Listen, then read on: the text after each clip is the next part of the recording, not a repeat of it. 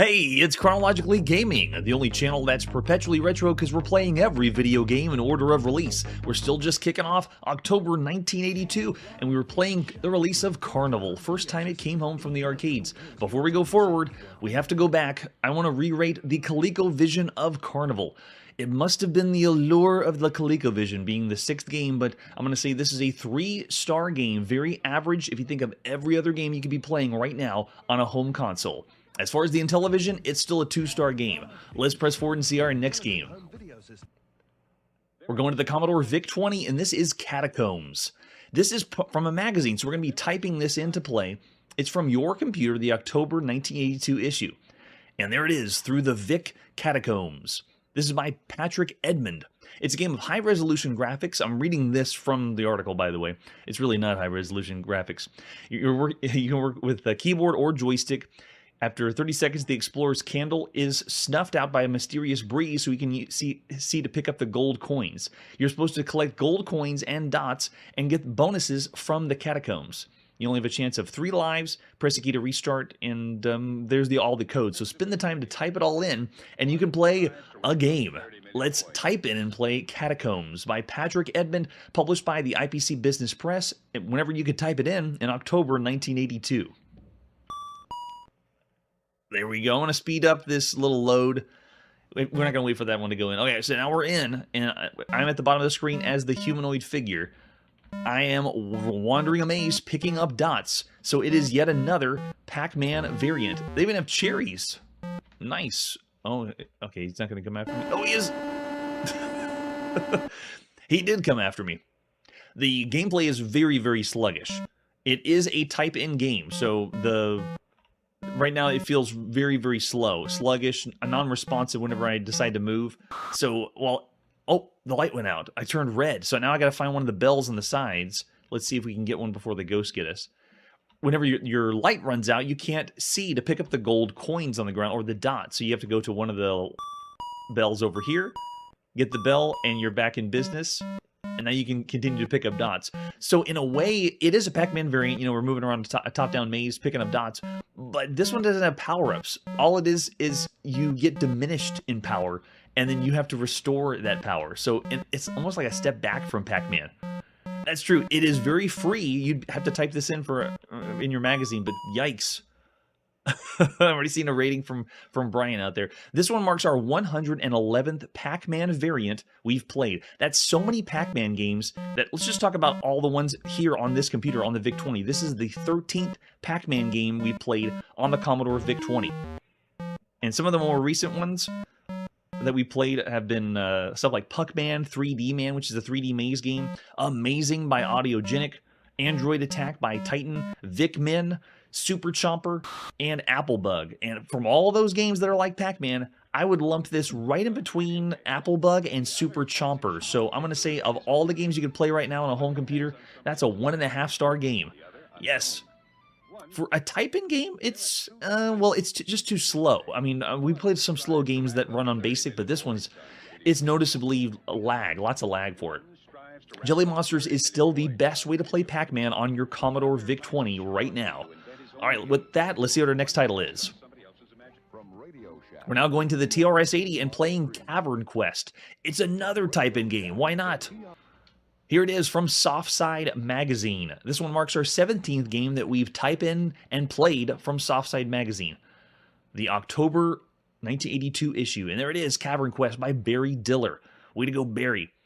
They describe it as an arcade-style strategy game for the TRS-80. No, it's not strategy. You'll see what it is. On the Model 1 or 3, at least 32K of RAM, and it's using Z-Basic.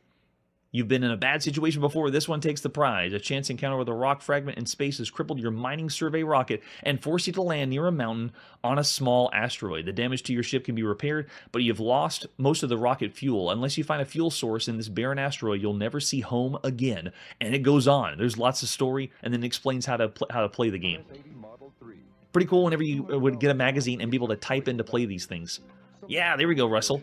Yeah, back in the day, this would be great if you want to get through all the bugs, because you usually type them in and figure out that something has gone wrong. Hopefully nothing goes wrong for us. Let's type in and play some Cavern Quest. This is Barry Diller, published by Softside, at some time when you typed it in October 1982. All right, here we go. I am not going to spend the time to type the entire game in. Every type-in game has automatically been made for us, so we're not going to spend hours and hours watching someone type in the game. Not here on Chronologically Gaming. Here we go, Cavern Quest by Barry Diller. Already, this has the presentation of a much better game that you would type in than anything we've seen so far. Alright, so by the way, this game is going to be getting a sequel, possibly. Cavern Quest 2 is on the Coco in 1990, but we're never going to get to the 90s. I mean, come on. Let's go with number 1, starting a new game, and we're in. Alright, so here we go, Cavern Quest. I am below the rocket as this character, and every time you dig in the mine, it uses a blast up. It's keeping track of him in the top right. As I move, I'm digging through the ground. And we have an enemy that's over on the left side. I don't want to let him out. So I'm going to make my way down. Every time I blow something up, it uses up one of my blasts. If I collect an asterisk, then I'm able to gather more blasts. So I see one over on the right side. I'm going to go ahead and pick that up. Digging my way around. All the way there. And then you can see I got some more blasts. We got an enemy that could be coming after us. Now, here's where this gets interesting. Watch whenever I take this blast to the side. It drops the blocks down. I'm going to do it again. Watch. That is so huge because this marks our 13th game that had a digging element or some kind of mining or digging element. The very first one we saw was on the Commodore PET as miner in April of 1980. And then since then, we've seen lots of games that involve digging, like Robbie Roto in the arcade in 1981. And then Borderline or Star Raker had it where you're digging through the grass as the Jeep by Sega in the arcades in 1981. And then Eureka in March of 1982. And then, of course, the really big one that everyone knows when you think of when you see this game, Dig Dug, had in April 1982. And then we played The Pit, which was in the arcades by Century that had a digging element. And then after that was Gold Rush on the VIC-20 and the Atari home computer. And all these digging games, like even the educational one, Number Nabber and Shape Grabber, they all have this digging element going on. Mr. Do was one of the most recent ones with wiping. But all those games do not have this, where I drop and the rock falls down. Now, Dig Dug kind of did, where something fell, but it didn't have the physics of connecting multiple rocks together. So this, ladies and gentlemen, predates a game we haven't even seen yet, and that's Boulder Dash. This is the very first Boulder Dash-like game, and it's from a magazine. So that's why I wanted to show this one off. And it also opens up a larger world for you to explore. Notice that we're scrolling when we move around. Oh, no, he's coming. Oh, gosh. He's coming for me. I'm going to go down here. I'll take his spot. Let's see if we can go. No, we can't go that way. Let's see if we can sneak down this way. Nope. Can't get through there. So you see how I can't get through whenever we've dropped the rocks down. So it looks like I'll have to go this way. Oh, man, he got me. But the screen is not just scrolling in one direction. It's scrolling in multiple directions very slowly, one tile at a time. But it's still allowing you to explore this alien world. I know, so everyone that's seen the show, depending on when you've seen it, you've seen games that are like this, but this is the very first game that's doing anything close to Boulder Dash, allowing you to drop multiple rocks down. So cool. I'm going to keep digging around this side. So a mechanic that I thought was introduced from Boulder Dash, it's here even earlier than that. It's awesome. All right, let's just make our way down. We'll skip this guy. Let's see if I can just walk past. Yeah, there we go. And the same thing works with, just like, I'm comparing it to Boulder Dash, but we haven't even seen it yet, is whenever you move, whenever you're underneath the rock, you have just a split second to move out of the way before it drops down. Get some more blasts, and I think we've reached, yeah, so we've reached a dead end. So we got more blasts, but now we got to sneak our way past the guard up there. I also don't know if I can smash him down like Dig Dug. Okay, he got me. So this was a free game, a type-in game, and it's utilizing an element that we haven't seen in any other digging games from all those digging games we played so far. I got to give it props. I know that we kind of unfairly put computer games with type-in games, all lumped in together, and a lot of times it's pretty unfair. But this one, I am very impressed. I'm actually going to say, of all the games you could play right now on a home computer, this is excellent. This is a digging game beyond anything else, incorporating something we haven't seen yet. And yeah, Manly, Burger Time has come out of the kind of dropping down platforms. I guess you could say that's kind of the same thing too. Yeah, so this is excellent. I'm going to say, of all the games right now on a home computer, I want to see the ending. I've also heard that there is an end if you make it to the fuel, to the end of the game. So it's not randomized. It's the same game every time. But I'm going to go 4 stars. I think this is incredible. Plus, we're finding a game that's doing Boulder Dash before Boulder Dash even exists. And I'm a huge fan. I love Boulder Dash whenever we get to it. All right, let's see what our next game is. All right, it's time to go to the Atari home computer and play chess. 7.0. Chess 7.0. This is by Larry Atkin. Way to go, Larry. Really cool front of the box for chess. This is the very first game we've seen by Odesta. The Mind of Man series. You flip it over on the back and it has the other games that we're probably going to see, Checkers and Odin, which looks pretty much like Reversi or Othello. And there's an example of what the screenshot looks like. Yeah, so this one doesn't have too much. Let's just pop in and play some chess. At sometime in the beginning of October 1982. This one marks our 24th chess video game we played here on the show, and this game is also available for the Apple II and then later on the Commodore 64 and MS-DOS. Here it is first. I know, right? Why did we get 7.0? And I haven't seen in the other versions. Whenever I look on Atari Mania or a few other Atari databases, there's no other chess versions. All right, so I'm just going to play a quick round to show you what it's like. We'll go in to demonstrate how the program works. This one has kind of a run ahead. Are you sure you want to make that move feature? And we've seen a couple chess games that do that. Here we go. White pieces go first. Get started. Select an option. Got it. And you have no grid. Notice they're not showing you column and row names. You don't have to type anything in. It's all point and select. In fact, everything on the left right side, you're using your joystick to select. So it is chess, but it has a level more like a console chess game rather than playing on the computer. I mean, most of the micros that we play, you have to type in the coordinates for wherever you want your chess pieces to go. There we go. Look at that. You select what it is and then go for it. That's right, Manly. I love it. So you see it moves the piece, and it's pretty brisk. Most chess games still at the time have a long time to wait before their turn, especially if you up the difficulty. And this one has several different modes. We're playing on the easiest mode to go. It's going to switch sides. Now the black's turn to go. Yep, there the black has their move. So it's chess, but as far as computer games go, having the interface where you're able to select it without putting the coordinates in, that's a plus. I think it's pretty good. But that's all we're going to play for chess here on Chronologically Gaming. For all the chess games so far that you could play on a home computer, it's got a stiff competition. There's some really, really good ones that have been out there. And then home consoles have chess games too. Plus, it's your cup of tea. Do you want to play chess or just use a board game yourself? So I'm going to say of all the games we played so far, this is still about average. Maybe even 3.5 if you are a hardcore chess fan, but still around the average range of computer games you could play. Yeah, Charlie's throwing out the 3.5 star rating there. All right, with that, let's see the next game. This is the Chess Player for the Sinclair ZX81. Oh, I'm sorry, no, the Sinclair ZX Spectrum. The Chess Player, okay, so we have another chess game for us. Let's take a look at the cassette case. Whoa, that is epic. The Chess Player is a one-player chess game. You are playing as the chess player, which is that robot. Really, really nice artwork for a chess game. I think it might be one of the best front covers we've seen for any chess game. And then besides that, this game has something that no other chess games have, and that is lore. The earth hung in the void, turning on its axis, basking in the sun. Thus far in its life, the earth had suffered no major discomforts. The odd ice age or two, pinpricks here and there from man's bombs.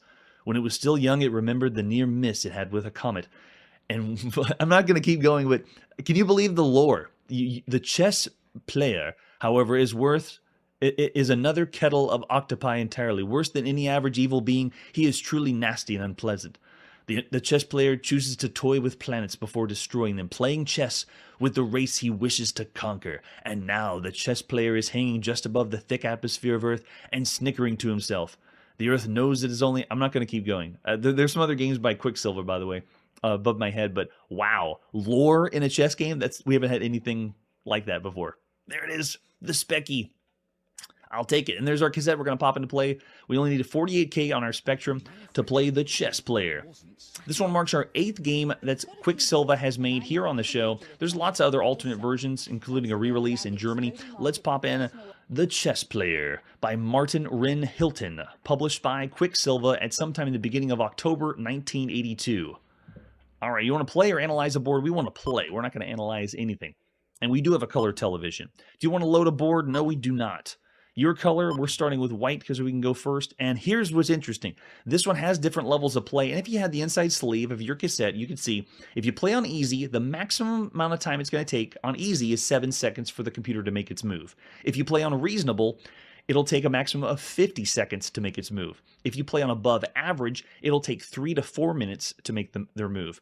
If you play on good, it'll take a maximum of 6 minutes. But if you play on the very strong difficulty level, it'll take up to 6 hours for the computer to make its move. 6 hours. That means you're essentially making one move a day to play chess. Which, did anyone do that? Show of hands? I don't think so. So we're going to go, obviously, with easy because we're going to wait 6 hours for the computer to make its move. This is the point of no return. This is the Chess Player. And you can't play with someone else. By the way, the last game, Chess 7.0, you could play with 2 people if you wanted to. This one is a single-player only game.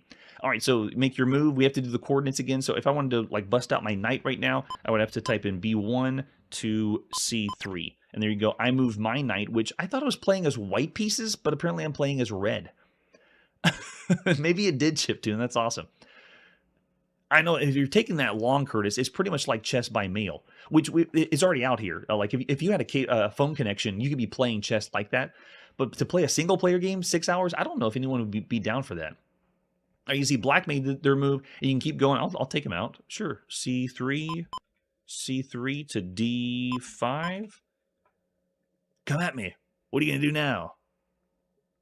Oh, it's taking a little longer this time. It should only be 7 seconds, though, before it does its move. It wasn't expecting that one. Oh, okay. Yeah, there we go. Just bring out the queen already. Too cool. Well, there you go. That's the Chess Player. We're not going to play that much of the Chess Player here on Chronologically Gaming. Of all the games you can play right now, we've seen a talking chess game on the ZX Spectrum. We've seen chess games for 1 or 2 players. We've seen interfaces that are better than this, so I'm going to have to go subpar of all the games you can play right now. But to tell you the truth, I kind of want to bump it up because of the lore. Quicksilver has the guts to put a story in this. But I'll still say 2.5 stars because think of all the computer games you can play.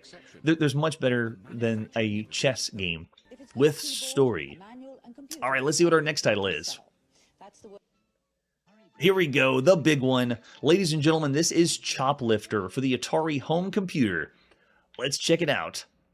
We've already seen Choplifter. It's released on the Apple II in May 1982, and this is the second port after the Apple II. There's also going to be a Choplifter on the VIC-20 before we close out the end of the year, and Choplifter is well known for starting on the computer, but eventually it will get an arcade port. Very, very rare. And there's also a later version. This is the first time we're going to play this on the Atari, but there is a later one that was for the XE game system, which was the short-lived console in 1988. So we will see Choplifter again, kind of in this format. All right, let's flip it over on the back. And you got to love that box, right? So this one's the disc version, and it has the same story it did on the Apple II. Most of us would like to be heroes. Trouble is, we're often not properly prepared when the chance to do something heroic comes along. This is your chance. And it explains the history because this game takes place in the Bungling Empire, or the very first game to be in the Bungling Empire. We're going to see a few other games by Broderbund that take place there. So this is a arcade-style game for the 400, 800. You only need 48K. Joystick controlled. Way to go, Broderbund.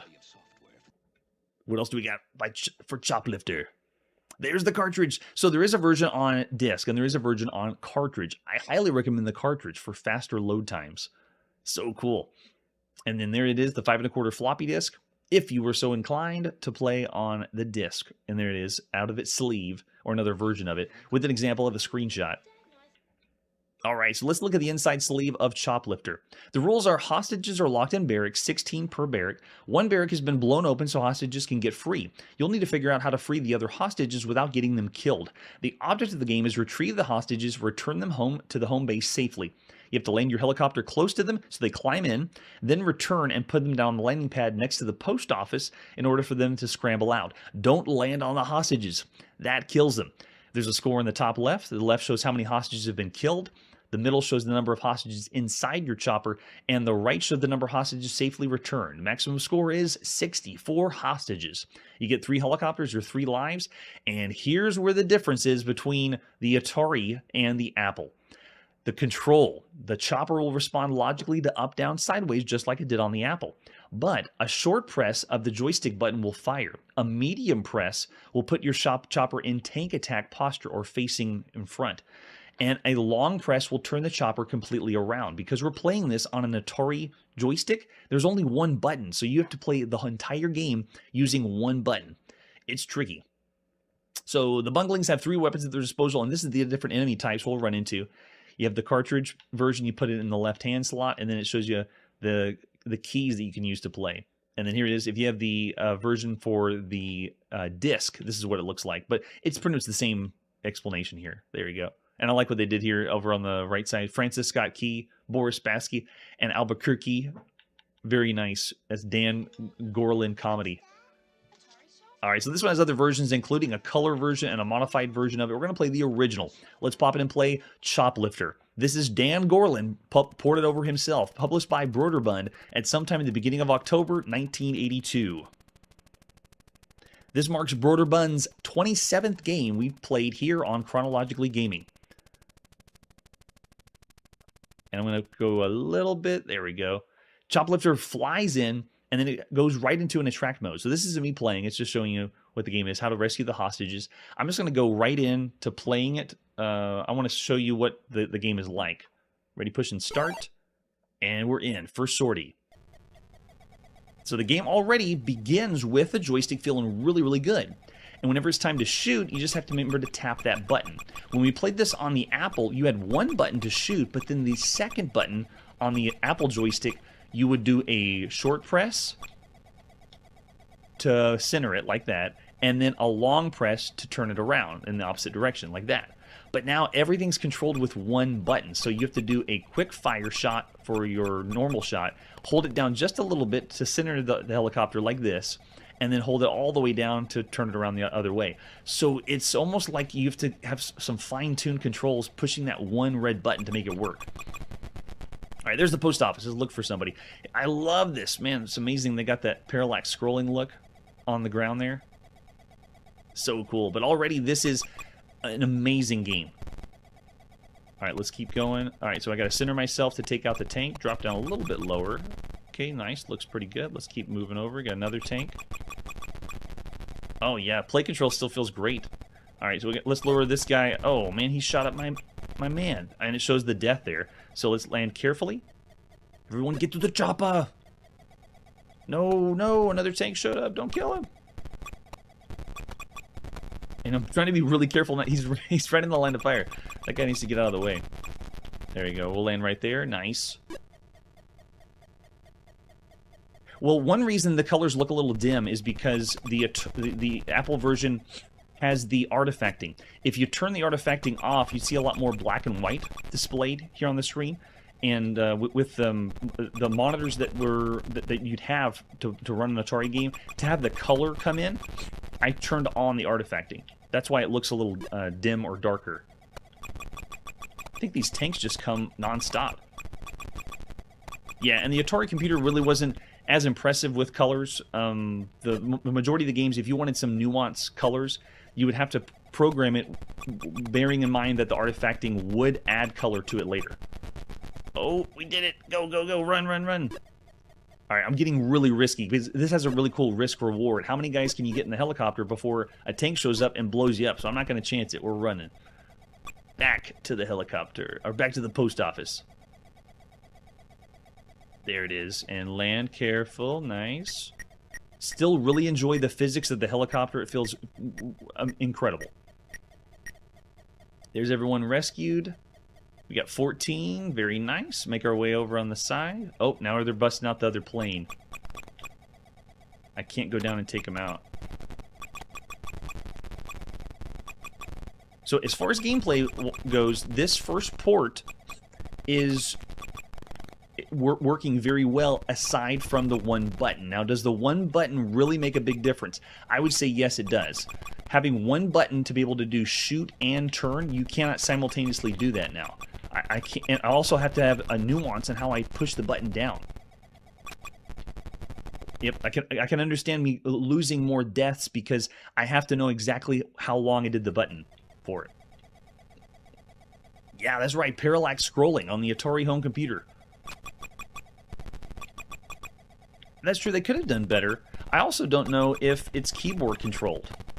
On the instructions, everything says joystick only, or have to have a joystick, and when I try to do things on the keyboard, it doesn't work. So maybe if there was a way that you could use two buttons and then use the keys on the keyboard to control the helicopter, then you would get a lot better life out of this.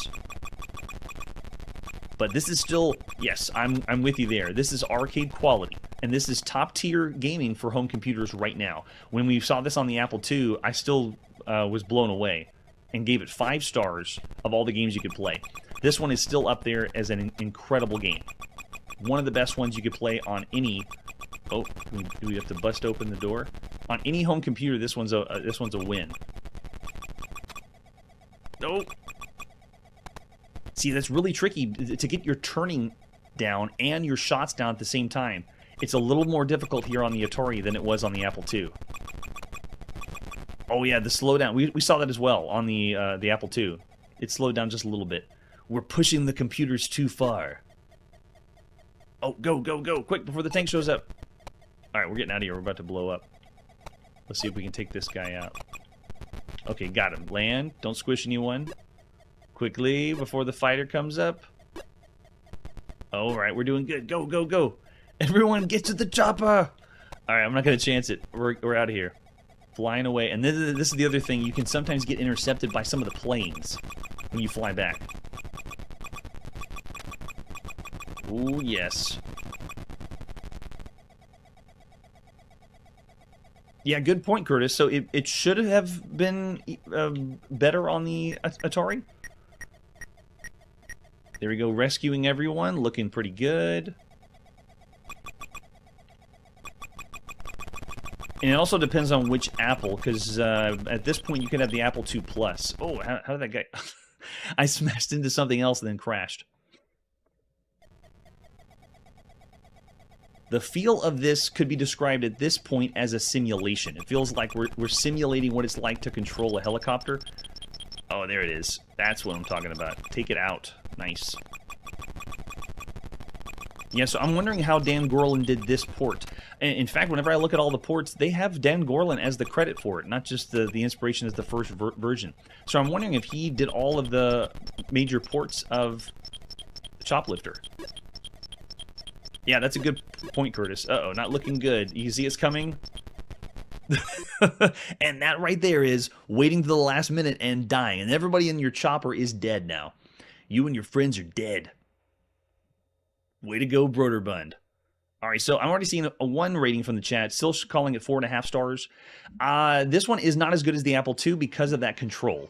The 2 buttons on the Apple II joystick really make it shine, but this one's still one of the best games you could play on a home computer. Does it still work as a game that would be one of the best you could play? In other words, our range of 4.5 to 5 stars. I'm going to say because of the control, this is actually what most of the ports have, because a lot of the other home computers have only 1 button, so Dan Gorlin had to figure out the best way to make it work. So I'm seeing, yeah, controls are worsening it down to even a whole star, so I'm seeing lots of 4s from the chat right now. I'm not going to be as harsh. I still find this fantastic. If you had an Atari home computer and an Apple II computer, you wouldn't have that big of a difference between the two. Yeah, that's true. The single button really hampered a lot. But I'll say 4.5 stars for everything you can play right now on a home computer. Still an excellent game. It's really, really fun. All right, it's time to put the video game playing on pause. Tune in next time on Chronologically Gaming, where it's about time a new publisher comes out for the Atari VCS. Please stop. No more publishers. We don't need anyone to make more games for the Atari VCS, but that'll be what's happening next time. That's it for today, and like I always say, a video game does not have to have a story. Hey everybody, thanks for checking out the channel and joining me on my quest to play every single video game in order of release. We'll be streaming live every weekday at 9 p.m. Central, so join us and let us know if we missed any games along the way. This video would not be possible without Launchbox, RetroArch, and MAME. Tell all your friends there's some crazy guy named Chronologically Gaming trying to play every single video game. We have links down below that'll send you to places like our Discord and Patreon, and one that says all the video games we've ever played. If you go there, it's a list of everything, and you can click right to the game you want to see. Chronologically Gaming is the name to look for. We are perpetually retro, and we will catch you next time.